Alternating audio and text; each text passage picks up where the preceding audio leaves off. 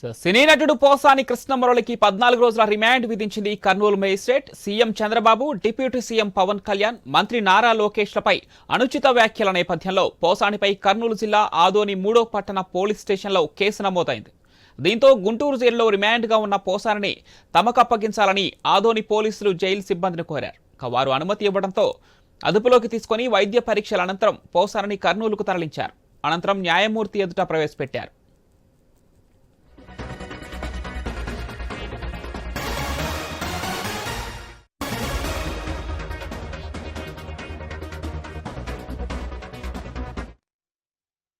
ఇరుపక్షాల వాదనలు విన్న న్యాయమూర్తి పోసానికి 14 రోజుల రిమాండ్ విధిస్తూ ఆదేశాలు జారీ చేశారు. తనకు ఆరోగ్యం సరిగా లేదని కర్నూలు హెడ్ క్వార్టర్స్లోనే ఈ సందర్భంగా పోసాని జడ్జిను కోరారు. అనంతరం పోలీసులు ఆయనను కర్నూలు జిల్లా కారాగారానికి తరలించారు. ఈ నెల 18 వరకు Posani రిమాండ్లో ఉండనున్నారు.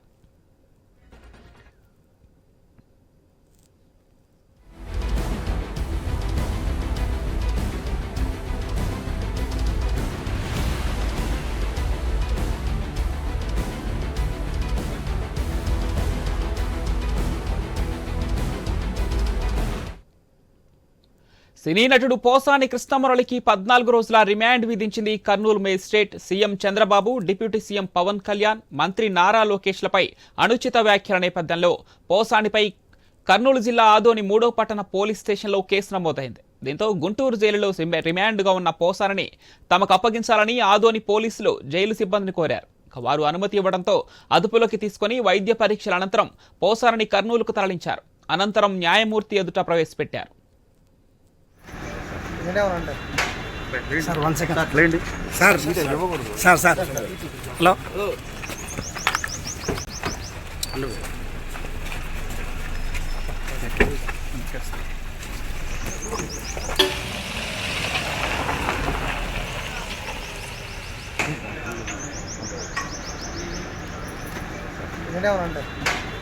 Sir 1 second sir sir sir hello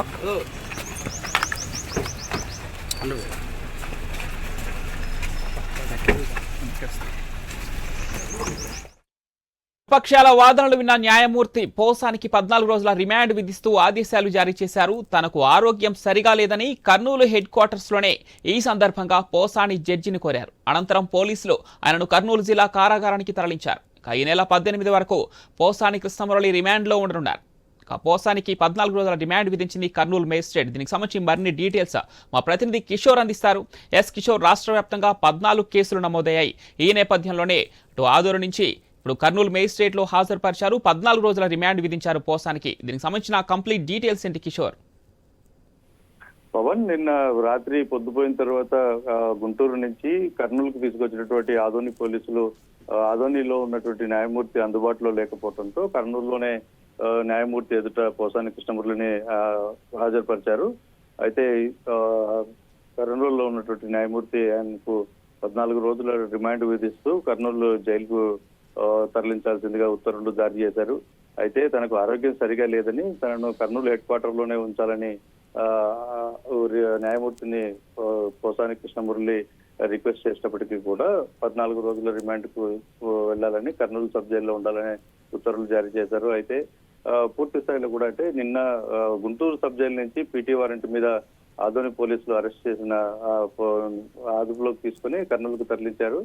ఈ మొత్తంగా రాష్ట్ర వ్యాప్తంగా ఉన్నటువంటి 14 కేసులకు సంబంధించి ఆ తర్వాత ఏం జరగబోతుంది అన్నది కూడా ఉత్కంఠ జరుగుతుంది. తర్వాత అనంతపురం తీసుకెళ్తారా లేక మరో ప్లేస్ కు తీసుకెళ్తారా అన్నది చూడాల్సి ఉంది. ఏదేమైనా కూడా నిన్న రాత్రి 2 గంటల సమయంలో న్యాయమూర్తి యొక్క ఉత్తర్వులు వెలువడించడంతో కర్నూలు జైలుకు తరలించారు. అయితే వారి పోసాని కృష్ణమురళి తరపు న్యాయమూర్తులు మాత్రం ఇది పూర్తిగా అన్యాయంగా రాష్ట్ర ప్రభుత్వం వేధింపులకు గురి చేస్తోంది. ఒకే అంశానికి సంబంధించిన 14 కేసులను పెట్టి రాష్ట్రమంతా తిప్పుతూ ఆరోగ్యం బాగలేని వ్యక్తిని కూడా పూర్తిగా వేధిస్తున్నారు. ఇది సరైన పద్ధతి కాదు అంటూ విమర్శలు చేయడం జరిగింది. ఈ రోజు ఈ యొక్క కేసులన్నింటినీ రద్దు చేయాలని ఇటు హైకోర్టుకు వెళ్తున్నాం.